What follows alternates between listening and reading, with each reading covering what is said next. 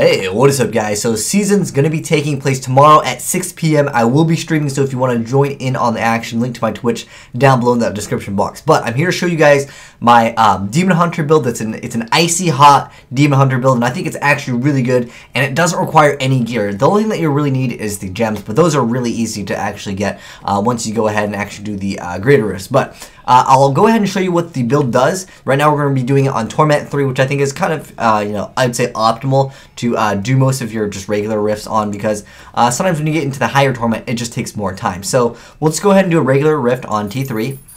And then I'll explain everything after you guys can kind of check it out. So this way, you're able to check it out, see if you want to actually run the same build that I'm actually running. And I'll be more than happy to play with some of you guys that are interested in playing similar, well, just basically just anything that uses dexterity, so we can kind of trade off gear to each other.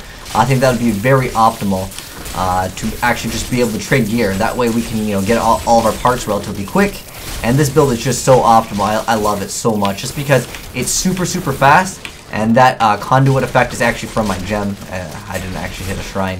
That's something new from the PTR. I just love being able to break stun, because there's so much stuff that just gets really annoying later on, especially if you're basically frontlining as a Whirlwind Demon Hunter that just has insane amount of sustained DPS. The burst DPS isn't nearly as good as, say, something like the Cluster Arrow, but Cluster Arrow, you only get a few shots and then, it's pretty much game over for them. They have to basically sit there and spam, other things, of course, unless they're running other builds that can kind of help them sustain, which I was actually doing before, and I would do that by using, well, it was kind of before Preparation got nerfed, and now it's basically on a cooldown system instead of just wasting your discipline for it. So there are times where you will be running out of your hatred, which kind of gets annoying, but as soon as you just kill one elite, or just actually be able to, oh, almost died there, almost. But we'll be good. Let's just sit in Arcane, man. Don't worry about it, man. Life on hit is strong. Actually, I have an amulet that makes us all immune to Arcane. It actually heals me up, so that's kind of nice for me. But usually what I want to do is actually just fight elites. And as long as I'm fighting elites, I shouldn't have any problem keeping myself alive, or actually just being able to make it so I can stay in strafe as long as possible, because once you're out of strafe, bad things can happen because you're not attacking as fast, and therefore your life on hit isn't as awesome as it should be. But I mean, you can see, as long as you're just engaging in elites only, this build is definitely very viable. Where's that? There's a boss right there. So we're gonna go ahead and pop that, and then once in a while I go ahead and just throw up smoke screen just because it's just nice. It gives me a movement bonus too, which is definitely nice, so I can just kind of spam it when I don't really need to spam my vault over and over. It's nice to have the Dana set. I wouldn't say it's a requirement for the set though. It just speeds up a lot of stuff. Oh, there's some goblins over here. Let's go ahead and rack these real quick, and hopefully we'll clear this up. Oh, there we go. Got a legendary. Oh, a ring. Oh my gosh. We'll identify that later. I'll pull a scumbag gig. Oh, and identify it at the end. I love. Oh my, and an amulet. Oh my gosh. This is. I'm so glad I decided to make this vid, man. I was about to just stop playing this because I'm like, tomorrow I'm gonna have to do everything all over again. But I figure, like I said, I'd show you guys my build, and if you guys are interested in playing with me, hopefully you're playing Demon Hunter, because I will give priority to people that are playing Demon Hunter invites, because that way we can just trade gear essentially. If you get a better ring, and or if you get a better ring, you can give me your old one, and I'll do exact same thing. I don't plan to play anything else except for Demon Hunter. I love Demon Hunter way too much to play anything else, and also I think it's just very optimal. Well, now that you guys have pretty much seen the build, well, what are we at? 57%. We'll go ahead and actually finish this up. I actually probably didn't need to pop my potion right there, but I mean, it's an endless potion, so it's not like I'm wasting it. And as if potions are actually expensive in this game. Oh, actually, we are now going backwards. Alright.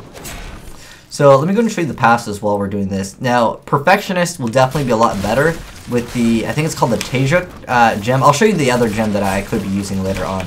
But I feel like this just spams so many attacks that it procs all your stuff much faster than anything else. Now, unfortunately, the Shuriken Cloud does not proc things, except for one of the, well, it's the one where if you deal damage to them at all, it makes it so they just start taking bleed damage.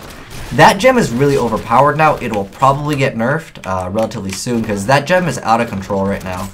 It's 1200 damage over like 3 or 4 seconds, and the poison one is just 2,000 wet per damage over 10 seconds. It's not too optimal, really, is what it comes down to. So this is just much better, in my personal opinion, just because you have to fire way faster and you're proccing so many different things at the same time. And like, why increase your damage slightly? You could just get all your damage off of the proc effects. I think this is just so much better. Let's just go find some more elites. Now we're almost done with this. I mean, we're only like 5 minutes into this vid, and this is solo. But I like this build so much more just because it's unconventional. And later on in like the higher difficulties, yeah, it could become a problem if you don't have the right gear. Now, I'm not geared at like all towards where I should be, and it's just because with the introduction of all the legendary gems, I just don't have the ability to actually put in the I don't have the option to put in the royal ring because mine doesn't have a socket. I've been trying to roll a socket, but man, I just go broke every time. It does not want to give me that socket. But hopefully we'll get it soon. But yeah, so PTR, I'm stoked to see what new legendaries they add. I've checked. I couldn't find a site that actually had the newer ones. Like, well, there's one that has like one for each class, but I want like all of them listed. If you guys know, hey, hit me up in the comment section below. I would love to check out all the legendaries for the Demon Hunter, because I want to run what's most optimal, and I think that potentially Barbarian, a Whirlwind Barb, especially with the hexing pants, they can become out of control overpowered. But the thing is, with all these proc effects of the gem, I would rather just attack from a distance and be able to also proc everything like crazy, like basically what this does. I mean, I'm just sitting here. It's really easy to play too. But the problem that I have with Barb, unless you happen to have Ice Climbers, which, let's be honest, those are not the easiest things to get. The problem that I have with playing Barb is if you get feared, you get stunned, you just don't have a quick answer to just unstun yourself. Whereas Demon Hunter, man, Smokescreen is like basically free, so... Well, I mean, you can keep on casting it multiple times. As soon as you get stunned, you just cast it, and, you know, it's on a relatively short cooldown. Also, you can vault when you get jailed, which I love. Like I said, the data set definitely will be nice to have, but it's not a requirement. You can definitely get away without playing it. It's just more of a luxury than anything. But there we go. We went ahead. Oh, we got a helm. Okay, and a Forgotten Soul. Okay, that's cute. All right, so let's go ahead and go back, and I'll show you the rundown of the build and I do those legendaries. I'll do that actually first. Oh wait, I didn't get the Forgotten Soul. Oh my gosh, what a scrub. Hold on, I have to get that. I have to get that. I can't scrub out. Actually, I shouldn't have got that. I forgot this is not serious. We're probably not going to be playing on this anymore because seasons are going to be coming out. We're going to be playing by new Demon Hunter. Alright, so let's go ID all those legendaries real quick. Go into that Book of Cain. We got 4 legendaries, man. 4 legendaries in like, what, 7 minutes?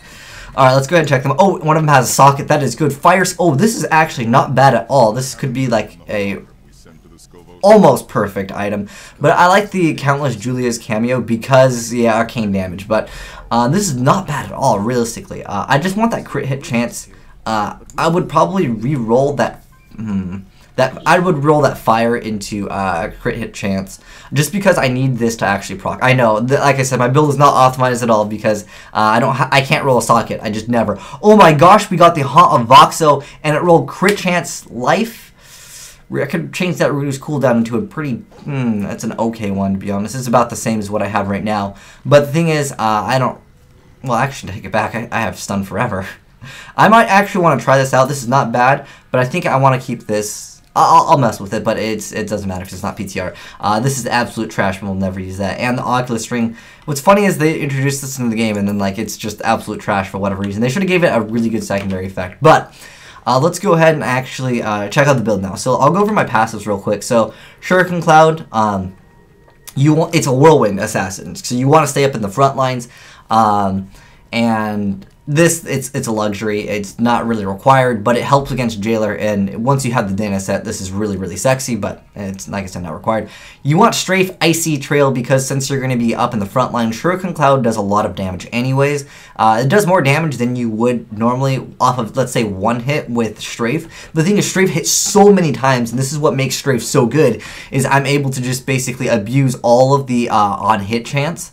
Well, this one's on crit, but the ones where it's like 15% chance to cast, 15% chance to cast, it just spams it like crazy, and that's really where this build excels.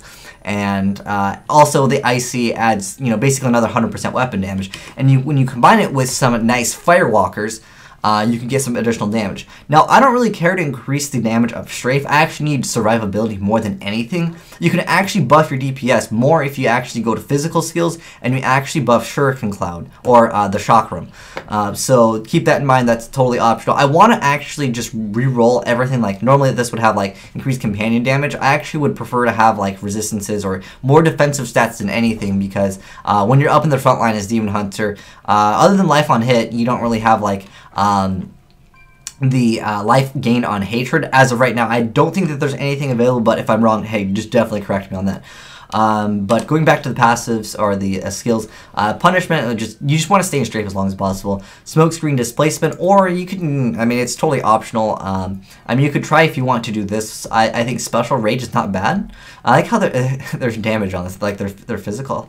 Okay, this one's poison. Okay, so basically, you just want to be able to stop yourself from, like, once you get frozen or something like that. It's just nice to have. So just pick whatever one you want. Or you can go Shadow Power, but I'd prefer to get out of other things and be able to run out of the way. So Displacement also lets me just run around the map faster.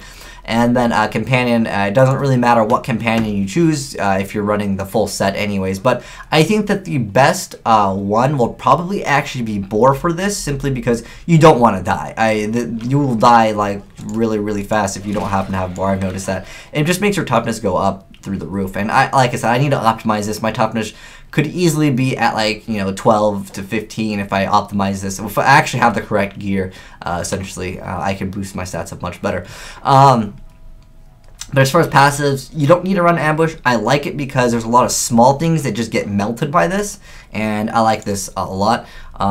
As far as other options, you can try out steady aim if you want to sit far back. You can do that as an option also. You can also go ballistics and then swap strafe out to the strafe that runs the rocket storm. Although I would prefer just have icy trail since I'm going to be in the front lines anyways. Later on though, once you're doing the rifts, once you get into like the 20s and like the 30s, I would probably recommend you not to actually run icy trail. I would probably recommend you to actually do rocket storm and then swap out the boots because you probably don't want to stay in the front line. Most stuff actually just melts people, especially demon hunters, because even those demon hunters had that buff where basically, well, it's the dexterity buff boost, which basically gives you armor instead of dodge chance. You still melt pretty fast, I would say. But archery is just increased damage. Basically, these two are increased damage. This is required. This is mandatory.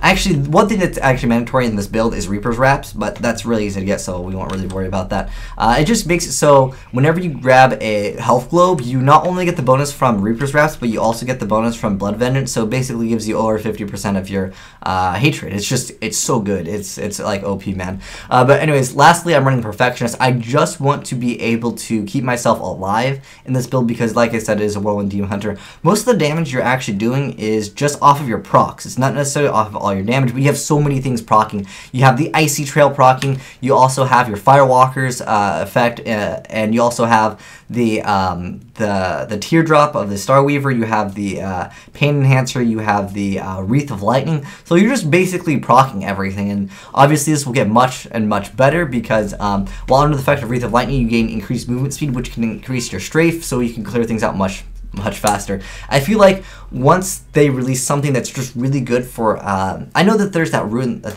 think it's a one-handed crossbow that makes it so you gain all the, I don't know if it's all the effects or if you just gain, I think it's you just gain Drifting Shadow, which just increases it to 100% movement speed, which would just be nice. It just makes it so you can clear things out faster, especially because my plan, well, originally it was to do the rift thing where you drop the keystone and you do level 1 rift forever. Nothing outspeeds the Demon Hunter. But yeah, that's pretty much it for the build. I guess I can go over my items. Like I said, you don't have to have anything other than like Reaper's Wraps are basically a requirement and like the 3 gems. Everything else is more of luxury. Firewalkers are a joke to get. These are really easy to roll, so I wouldn't really worry about trying to get Firewalkers at all, and they're pretty much unnecessary for the build. Obviously, Witching Hour is nice. Dayanettas is probably the thing I'm going to be gambling for, even though I know it's a bad idea to actually gamble for them because they cost 15, and realistically everything should actually cost 5. I really think that that's how the game should have been. Otherwise, I'm going to sit here and gamble all day for the Hexing Pants after I get my Dayanettas.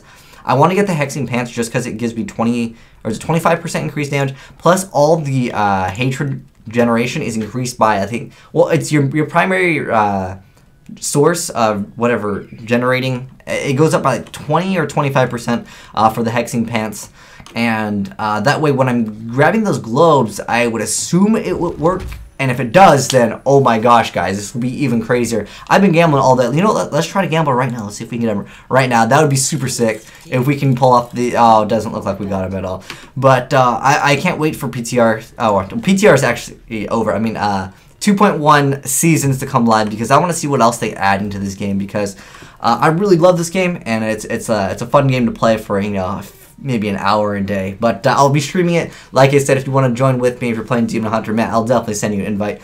Also, I was thinking about this as another build. Since this procs off of crit, I'm wondering if all of these weapon damage actually work off of crit chance. Like some of the proc effects, I'm not sure if it's still the same way, but anything that just like does damage and that can't crit, because like I don't think you can crit with Firewalkers still, like the dealing 100% weapon damage. So I don't know if that's necessary to actually get crit chance on my build, because what I plan to do is actually try another build out where I'm only using Action Vault, because they're guaranteed critical hits. They hit for 75% weapon damage, but if I'm, you know, able to get my crit damage and just get that as high as possible, roll off crit chance on literally everything that I have, and just get as much crit damage and survivability, I think this could be potentially good.